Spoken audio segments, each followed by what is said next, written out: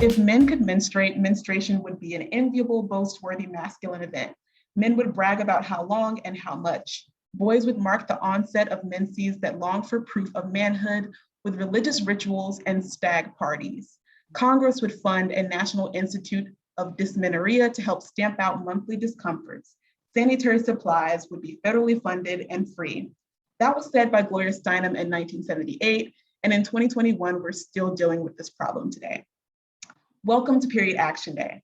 Today, we will be discussing the history of the menstrual movement and how menstrual health has progressed throughout the world in the recent years. Today, joining us is Danielle Kaiser, the co-founder and executive director of Madami. Hello, everybody. I'm really happy to be here. Awesome. So before we jump into the discussion, I think it's really important to sort of define some terms overall. So I think the first just general term we should define is what is menstrual health and what is the menstrual health movement? Wonderful. I'm so glad that you asked. So it's actually just been since 2021, this year, April, that menstrual health was officially defined. And this was done in cooperation with the Global Menstrual Collective. And it was a consultative effort of interviewing over 80 different people. And essentially menstrual health is aligned with the WHO definition of health. So it's a state of complete physical, mental, and social well-being, and not merely the absence of disease or infirmity in relation to the menstrual cycle. So what's really interesting about this definition is that for the first time, we're now able to dig deep into menstrual health in multiple different directions.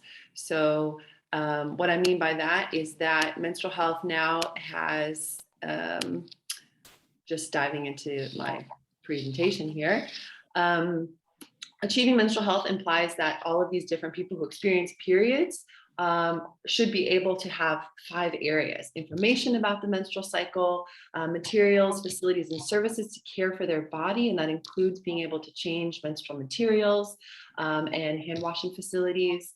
Most importantly, I think, is diagnosis, care, and treatment for menstrual discomforts and disorders, a positive and respectful environment, and freedom to participate in all spheres of life.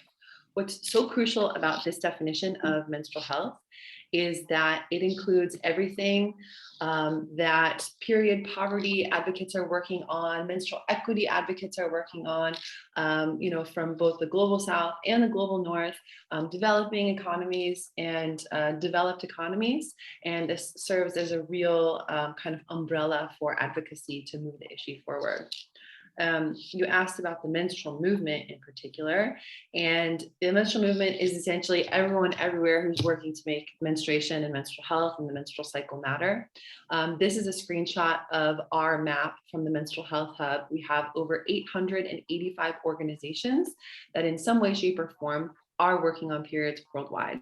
And as you can see, it is a global phenomenon. And it's really important to note that the menstrual movement doesn't operate in a silo. It's really only been strengthened by the intersectional movements that have been happening around the world, whether it's around social justice and racial equity, standing up against sexual violence, Me Too. All of these things all kind of work in unison with each other, and we can't just say it's the menstrual movement as such. It's really been accelerating. It's because of amazing advocates from all areas really advocating for better rights and quality of life. Yeah, that's wonderful, because it sort of seems like, based on sort of the stigma that's around menstruation, that it's a very modern thing. And people have been menstruating for centuries. So I love just learning about the history of it, because it's not something that's just now happening, this sort of strive to achieve menstrual equity. So I guess that would lead into my second question, which is sort of around policy. And how has the quality of life for menstruators been impacted by policies around the world and in the US, given that, as you presented in your slide, that there are menstrual movements going on sort of around the world? Yeah, so I'm happy that you are interested in this policy aspect as well, because there's been a lot of policies that have been driven forward in the last few years that have really started with education and health. But important to note is that in 2010, the UN Human Rights Council General Assembly recognized the human right to water and sanitation. So this was a really big, this is a really big event in international human rights language in general, because this is the first time that we can actually see that menstrual hygiene management, which was how menstruation really came on the map in the last few years, kind of came into international human rights language. So menstrual health in and of itself, from like an international level, is a matter of different human rights, but not a human right itself. And it's important that we get that language right to understand that this is kind of that umbrella that's been influencing all these other policies. So that means that menstrual health is a matter of the human right to health, the human right to education, the human right to work, to culture, to environment, to gender equality, and of course to water and sanitation. And so all of these other like national policies that have developed in the last few years around any of these topics have really been pulling from this like international human rights frame. So in the US, where everyone who's tuning in today knows, there's been a lot of work around the tampon tax and getting that either reduced or lowered in a couple of states. It's been a really great effort thus far, but there seems to be a lack of like cohesion within the United States to really push that at the federal level, where we've seen it happen in so many other countries. Interestingly, and like inspiration in an inspiring sense, Kenya was the first country in 2004 to completely remove the VAT on menstrual products. And I think in general, we can be looking to developing countries and developing economies for bright spots in menstrual health and hygiene policy. So in the subsequent like 2010 and on, other countries kind of followed suit, and it really started in 2015, which was the year of the period, with Canada and Australia really making like big noise within their own parliamentary systems that this was unfair and discriminatory. And meanwhile, like lots of other countries kind of followed suit. Germany in 2019, Tanzania 2018, a few others, and we're still battling this today, right? Important to note that it's just because the tampon tax or the tax on menstrual products is lowered doesn't mean it's improving the quality of life of people who menstruate. If a box of tampons is $8 and you remove a 7% tax, like, is it really that much more affordable? So it's really important to look at like other policy mechanisms, like how is menstrual education being taught about in schools? Is it being taught about in schools? Like, who's enforcing that it's actually being taught? Do we have qualified educators? And so there's a couple of really interesting policies that we've seen emerge around the world that are really attaching themselves more to educational curriculums. So in addition to that, there's water sanitation and hygiene policies, which I think have been most effective in terms of affecting women and girls and menstruators' lives, because it actually makes sure that there are working facilities in schools so that girls, when they go to school, know that there is a safe place that they can change their menstrual materials. Of course, policies are great, but implementation is better. And that's where the world struggles in almost every aspect. So I could continue on, but I think what I really want to underline is that there's been a lot of progress to celebrate around policy in lots of different senses, not just around the lowering of tampon tax. Yeah, I think it's so great to hear that policy and implementation is something that's actually happening. I think for so long, people have just sort of expected menstruators to sort of just like bear with the consequences of not having those policies in place and sort of suffer in silence, because talking about periods is so taboo. Yeah. So that's definitely been used to not get the conversation around policy and implementation going. Yeah, and like the policies have like evolved as well. So Nepal is a really interesting case. I think in early 2000s, the practice of chapauri, which is menstrual seclusion, Oh where yeah, I heard of that. menstruating women were pushed into huts, it was actually like banned by the government, but it still kept happening. Yeah. So then the government had to criminalize it. So it's really interesting to see these policy mechanisms have to continue to evolve because the thing is still happening because it's so culturally embedded and women themselves are the ones who are enforcing it. So the legal frame has just been fascinating because it extends to so many different directions, like personal, professional, cultural, educational. And for any like policy nerds out there, we have all of these policies collected and curated in our Hive on the Menstrual Health Hub. Awesome, thank you so much. And I love how you mentioned the sort of intersection between having access to clean water and, you know, the menstrual movement. I think it's like you're killing two birds with one stone with that. So I guess the next question would sort of be around looking ahead into the future. So what is needed to continue to expand the menstrual movement? That's a really good question because the menstrual movement was really, really strong before COVID hit. And then, like a ton of bricks, the attention moved to making sure people were safe. I mean, this is the beautiful thing about humanity right now. Everyone has been a part of this, right? It's not one country or one locale. Of course, people have been severely affected more than others, but the menstrual movement has kind of become less of a priority, and there's even less funding for menstruation than ever before. But I think what we need to understand is that a menstrual lens can be slid over everything. Like, we can connect menstrual health because it's not just about periods, it's about an entire cycle over the course of the month and over the course of 40 years of a menstruator's life to anything, right? That's like the beauty of this topic. And it's expanding beyond just periods, but really looking into ovulation and the follicular phase and cyclical living and hormones and, like menstrual leave.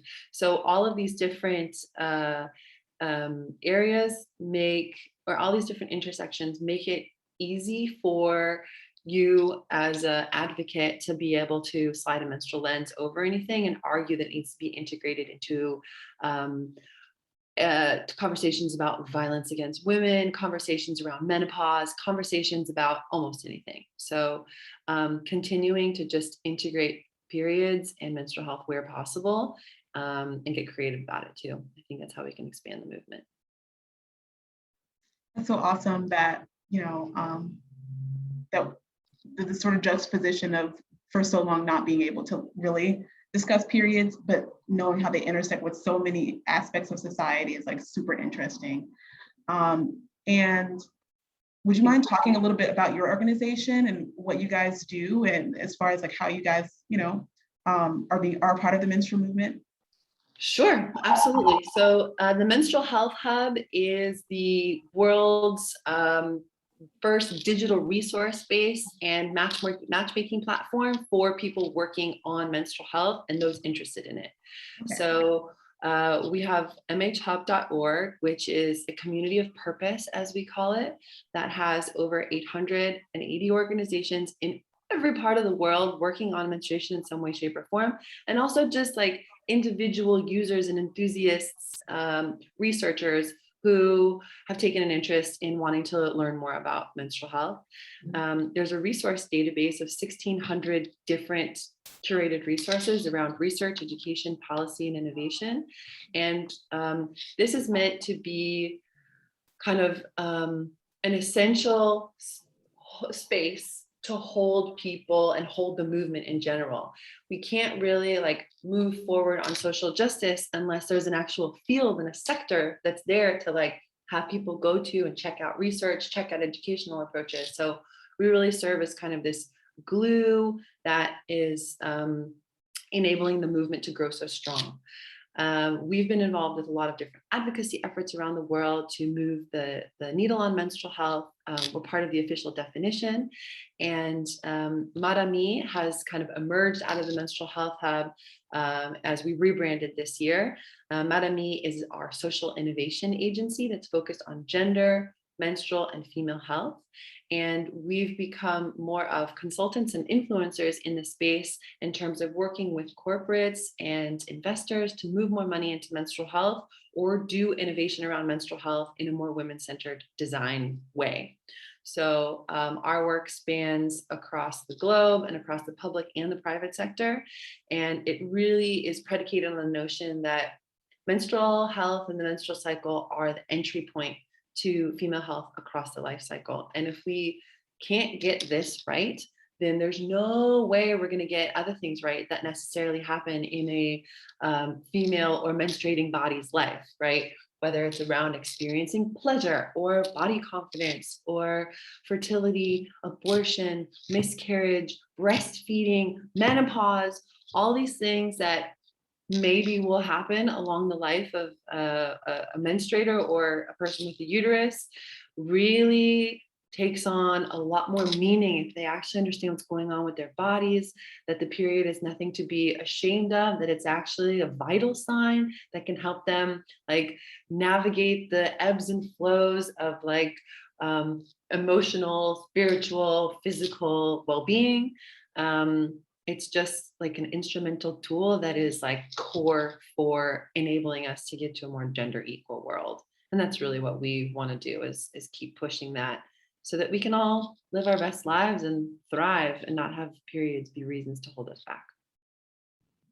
I think that's wonderful, like especially providing information because even if a menstruator doesn't see their menstruation as something that's stigmatized, some of us sort of get into like the pattern of it being just a function that happens in your body that you don't really pay attention to that much, and you just sort of take for granted like just the everyday biological function. And I think like learning more information about what it is super important, because I've seen women well into their 40s who have learned new information about just their bodies and menstruation and have been like, wow, if I would have known this information, then I would have just approached my health and wellness in a completely different way. So I think it's so important. Yeah. That's what's so, I'm so glad that you said that. That's what's so inspiring and like gives me a lot of hope for the future is it's actually possible for 11, 12, 13, 14, 15, 16-year-old people to get their hands on this information that like I myself working in this space didn't even get my own hands on until I was like 25. And I think, God, if I had learned about this when I was like 11 or 10, if I had known that my body was not disgusting and that I didn't have to hide this tampon or, like fake through my period pain, like how would I have evolved differently? Like how much trauma could I have avoided actually? And that's me as like a very privileged white woman.